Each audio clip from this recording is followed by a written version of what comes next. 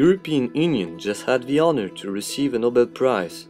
However, it is important to remind to the people of Europe that our continent is not entirely an island of peace. Because of Yugoslavia, of course, but not only.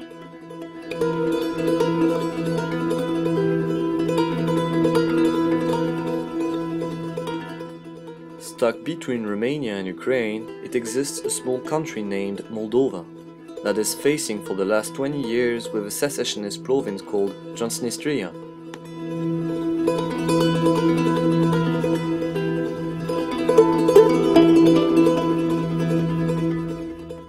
This obscure part of Europe is unknown for most of the Europeans, but the reality is here. Transnistria is nowadays considered as the black hole of Europe.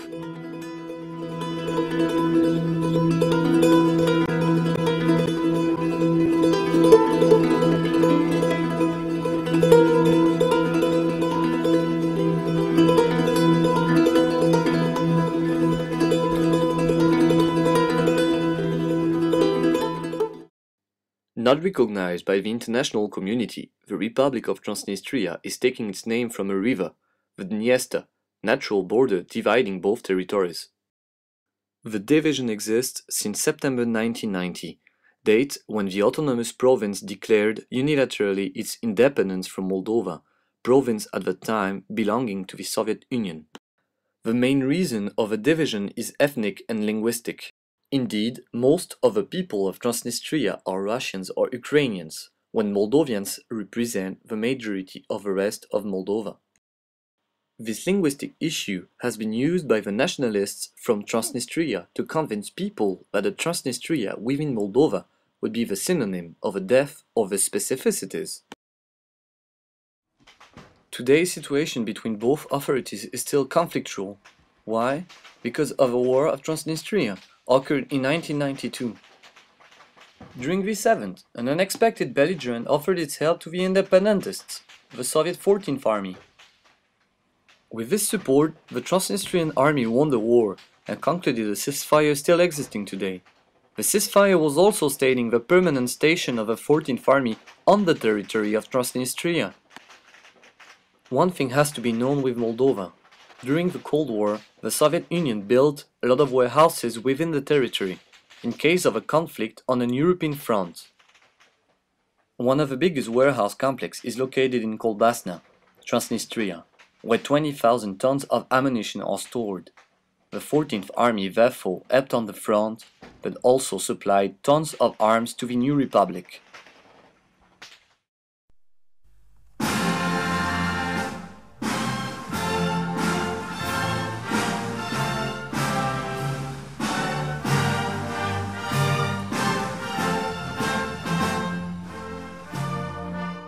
Welcome to Transnistria, a land poor, very poor. The country is actually living largely from contraband. Traffic in arms is one of the main aspects of the activities. Here's thus the problem. Because Transnistria doesn't exist for the international community, because the Moldovan authority is not able to control the territory, Transnistria became a hub of traffic, a hub of Europe.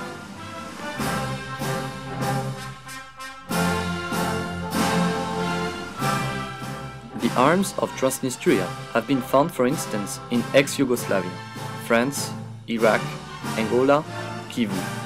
It is also well known that Victor Butt, the famous arms smuggler who inspired the movie Lord of War, has been controlling the traffic of arms in Transnistria for several years. The real matter here are the borders, because of a lack of control, but also because of a general corruption of officials. Thus, Transnistria is able to export its products in a lot of regions of the world. This is why, consequently, it is possible to call this part of Europe a black hole. The province of Transnistria must be understood as a hub of influence for different powers. First of all, Russia. Russia has a huge influence on the province because of its natural ties with the Soviet 14th Army. Indeed, Transnistria can be understood as a second Kaliningrad. Keeping Transnistria alive is therefore the ability to gain influence in the entire region, as well as the means to stop the expansion of the European Union.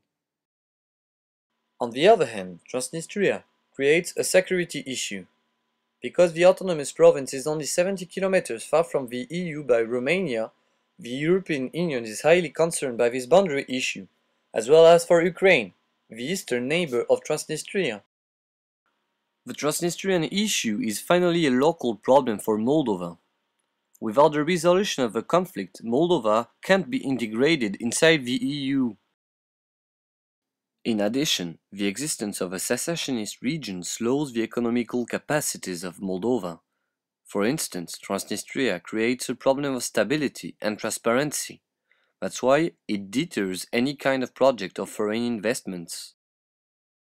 Moldovan officials understood it well. Something has to be done with the Transnistrian question.